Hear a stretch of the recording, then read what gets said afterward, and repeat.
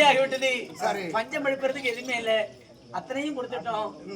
இந்த தாடி மட்டும் தான் சாமி இருக்கு. பசி பசி என்று துடிக்குதோ பசங்கள் எல்லாம்.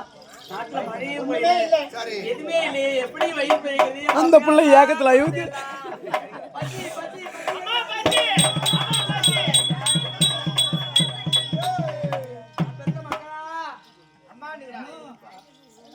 அதனால இந்த புகுந்த வீட்டை விட்டு மீண்டும் நான் பிறந்த வீட்டுக்கே போறேன். அதாவது கும்பலா போவங்கறியா? நம்ம கும்பலாவே போலாம். ஐயோ நீங்களும் ஒரு மச்சனை கண்ட உயிரை விடுவாங்க தம்பி. ஏன்னா உடம்பு இழைச்சி உடம்பு கிட்ட போவாங்க. தாயாட்டி தண்ணி என் கணவர் உங்களை பார்த்து விட்டா, அதாவது எங்க அண்ணா இருக்கிறாரு நல்ல தம்பி,